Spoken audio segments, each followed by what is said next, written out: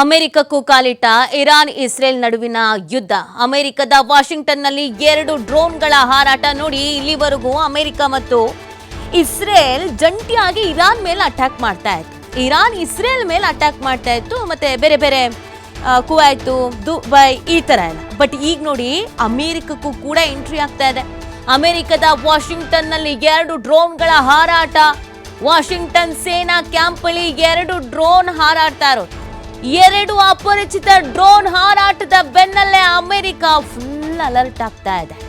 ಅಮೆರಿಕದ ವಾಷಿಂಗ್ಟನ್ ಸೇನಾ ಕ್ಯಾಂಪ್ ಅಲ್ಲಿ ಡ್ರೋನ್ ಹಾರಾಟ ನೋಡಿ. ಅಮೆರಿಕ ನಾವು ಎಲ್ಲರಿಗಿಂತ ಶಕ್ತಿಶಾಲಿ, ನಮ್ಮನ್ನು ಯಾರು ಎದುರಾಕೊಳ್ಳಲ್ಲ, ನಾವು ಈ ಯುದ್ಧವನ್ನು 6 ತಿಂಗಳು ಬೇಕಾದ್ರೆ ನಡೆಸ್ತೀವಿ, ನಮಗೆ ಆ ಕೆಪಾಸಿಟಿ ಇದೆ, ನಾವು ಯುದ್ಧ ನಿಲ್ಲಿಸಿ ಅಂದರೆ ನಿಲ್ಲಿಸಬೇಕು, ಯುದ್ಧ ಶುರು ಮಾಡಿ ಅಂದರೆ ಶುರು ಮಾಡಬೇಕು, ಎಲ್ಲ ಬೇರೆ ಬೇರೆ ದೇಶಗಳಲ್ಲಿ ಯುದ್ಧ ಆಗ್ತಿದ್ರೆ ಅದನ್ನು ನಿಲ್ಲಿಸುವಂಥ ಕೆಪಾಸಿಟಿ ನಮಗೆ ಮಾತ್ರ ಇರೋದು ಅಂತ ಅಮೆರಿಕ ಹೇಳ್ತಾ ಇತ್ತು.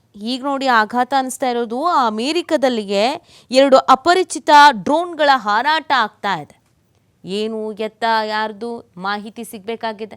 ಈಗ ಅಲರ್ಟ್ ಆಗಲಾಗಿದೆ ಅನ್ನೋದು ಗೊತ್ತಾಗ್ತಾ ಇದೆ.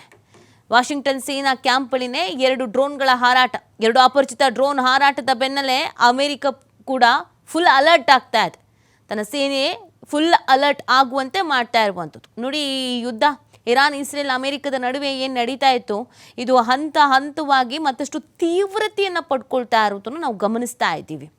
ಈ ಯುದ್ಧದ ತೀವ್ರತೆ ಅನ್ನೋದು ದಿನದಿಂದ ದಿನಕ್ಕೆ ಕಮ್ಮಿ ಆಗ್ತಾ ಇಲ್ಲ, ದಿನದಿಂದ ದಿನಕ್ಕೆ ಅದು ಮತ್ತಷ್ಟು ಮಗದಷ್ಟು ಹೆಚ್ಚಾಗ್ತಾನೆ ಹೋಗ್ತಾ ಇದೆ. ಇದೀಗ ಅಮೆರಿಕಕ್ಕೂ ಕೂಡ ಕಾಲಿಡ್ತಾ ಇದೆ. ಈ ಯುದ್ಧದ್ದು ಭೀತಿ ಅನ್ನೋದು ಗೊತ್ತಾಗ್ತಾ ಇದೆ. ಬೇರೆ ಬೇರೆ ದೇಶಗಳಲ್ಲೂ ಕೂಡ ಯುದ್ಧದಿಂದ ಸಾಕಷ್ಟು ರೀತಿಯಾದಂಥ ಆತಂಕ ಎದುರಾಗ್ತಾ ಇತ್ತು.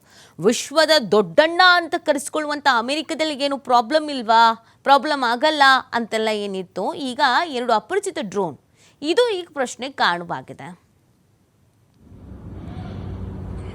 نابود کرد